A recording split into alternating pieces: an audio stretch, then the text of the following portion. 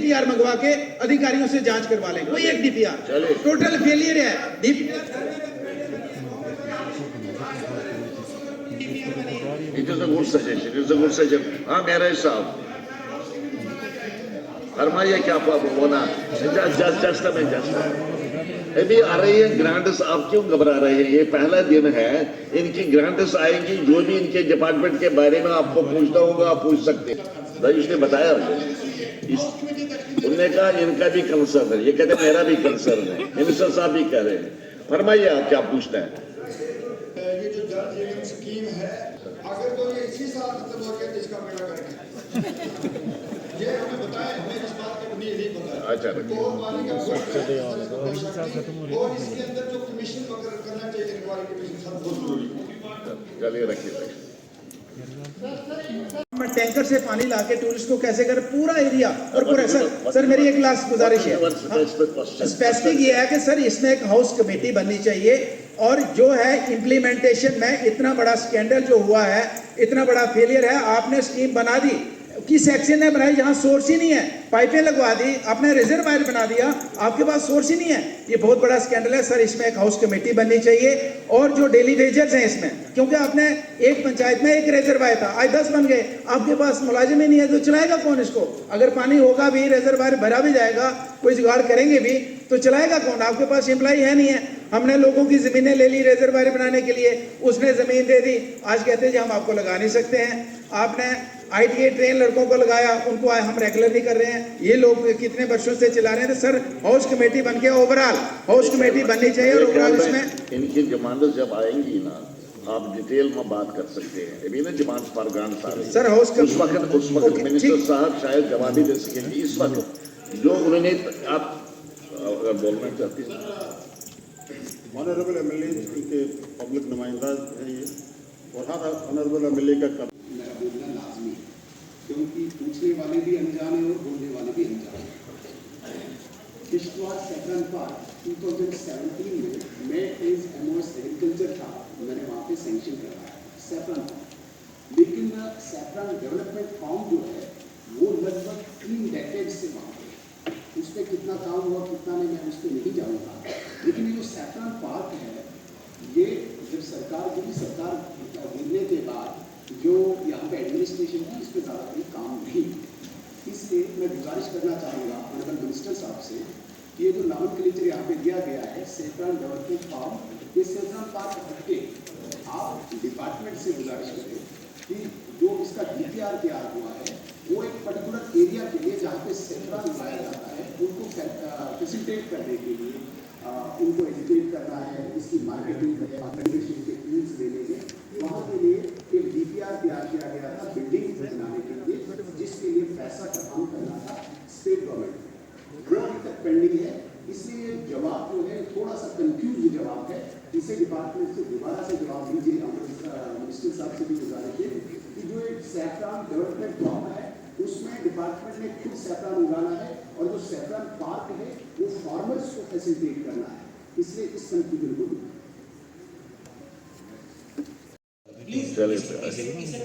चले कोई बात नहीं, तशरीफ रखिए आप, तशरीफ रखिए ना। मिस्टर राजीव कुमार पूछे सवाल आप अपना।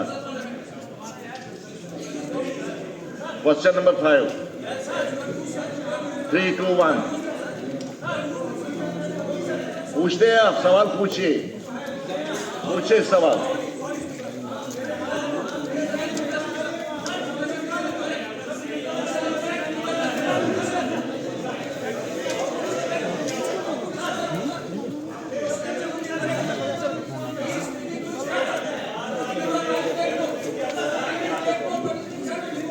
आप तशरीफ रखें, कोई बात नहीं, कोई गलत है, तशरीफ रखें।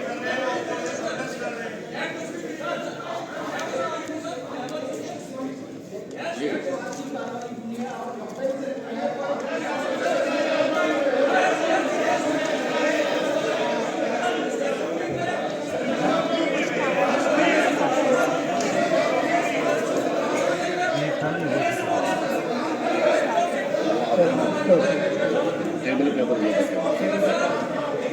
खत्म हुआ,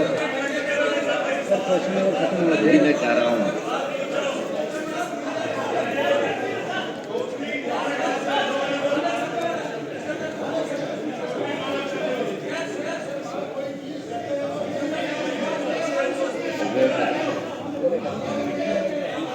उनको सवाल पूछने दो ना, उनको सवाल पूछने दो।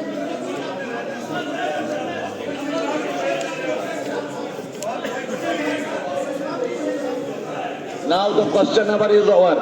Question hour is over.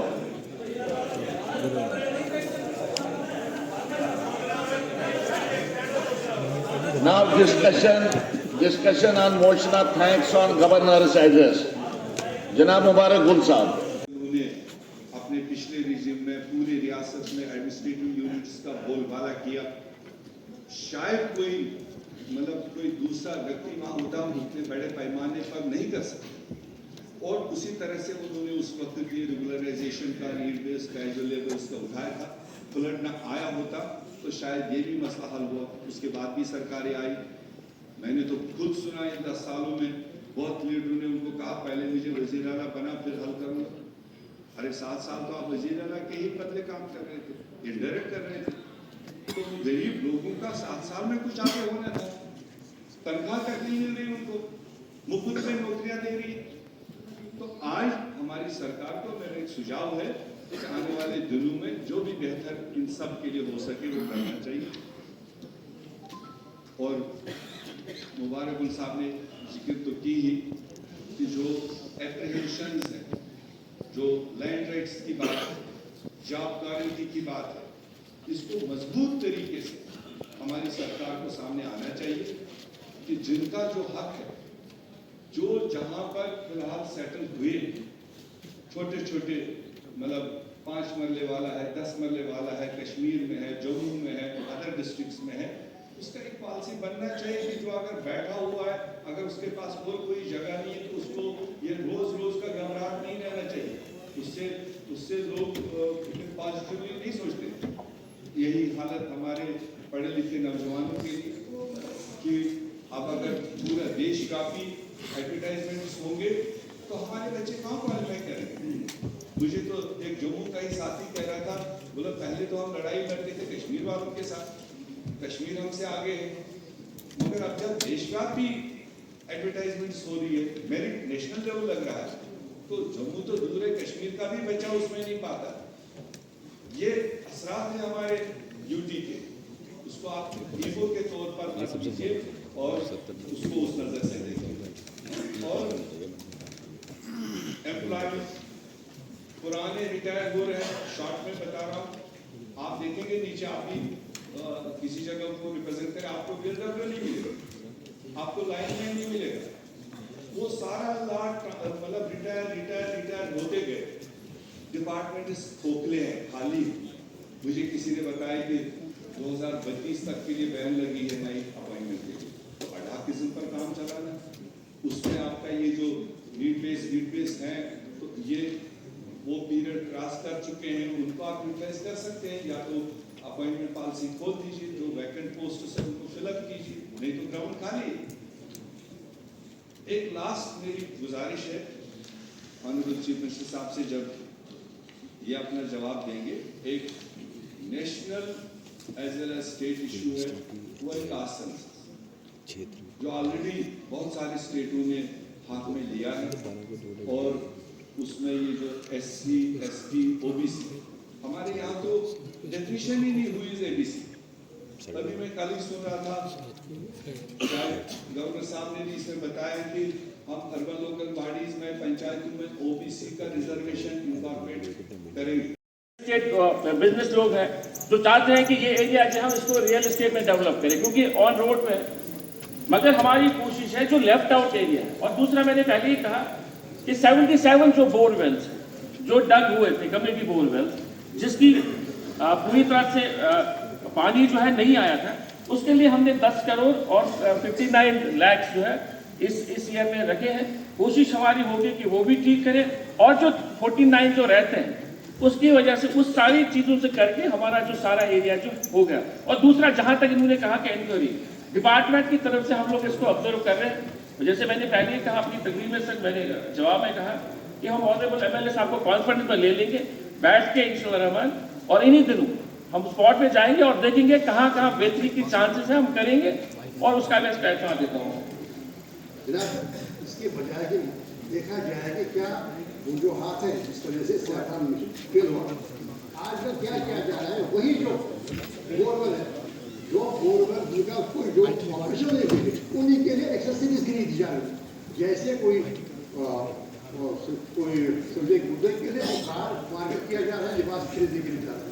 जो बोरवेल फिर वहाँ का एडमिटेड नहीं है ऑपरेशन, उनके लिए एक्सेसरीज खरीदी जा रही है। ऑपरेशन हो सकता है, ऑपरेशन बनाने के लिए जब बोरवेल है ऑपरेशन नहीं है, तो उसके बाकी जो एक्सेसरीज है, नहीं, उनको ऑपरेशनल बनाना है ना। ऑपरेशन होता और पानी निकला, तो उसके बाद ना पानी निकल जब ऑपरेशनल बनेंगे। एक्सेसरीज का मतलब है कि पानी वगैरह कहाँ पर पानी ले जाएंगे, कैसे ले जाएंगे, क्या करेंगे, सुप्रीम है तो वो करने के लिए उसके लिए तैयारी की जा रही है। जब ये खुद जो वेल है, वेल ही पानी नहीं।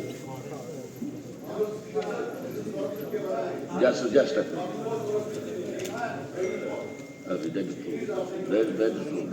हाँ, फरमाइए नहीं, इनको पूछ लीजिए सर। अभी 1 महीने पहले हमने इस पे प्रोसेस स्टार्ट किया है, 1 महीने पहले से। जैसे मैंने कहा सर कि 39 बोरवेल्स जो जिनके अभी तक कोई पेशरफ नहीं हुई थी, उनके लिए जो है हमने प्रोसेस किया है टेंडरिंग प्रोसेस का, वो एरिया जो लेफ्ट आउट हुआ था। और जो बाकी जो बनाए गए थे कमिटी 85 से, उसकी रेनोवेशन के लिए, रिवाइवल के लिए हमने पैसे भी रखे हैं। और वो इसीलिए हो सकता है वो प्रोडक्शन है। अगर फिर भी कोई ऐसी कोई दिक्कत है तो ऑनरेबल एमएलए साहब मेरे चैम्बर में आ सकते हैं, मुझे तफसीली बता सकते हैं। और मैंने खुद कहा कि हम स्पॉट पे जाएंगे, इन्हीं दिनों स्पॉट पे जाएंगे और देखेंगे जहां जहां पॉसिबिलिटी होगी वहां ठीक करेंगे। ठीक है, ठीक। आप पूछना चाहते हैं राजू जी?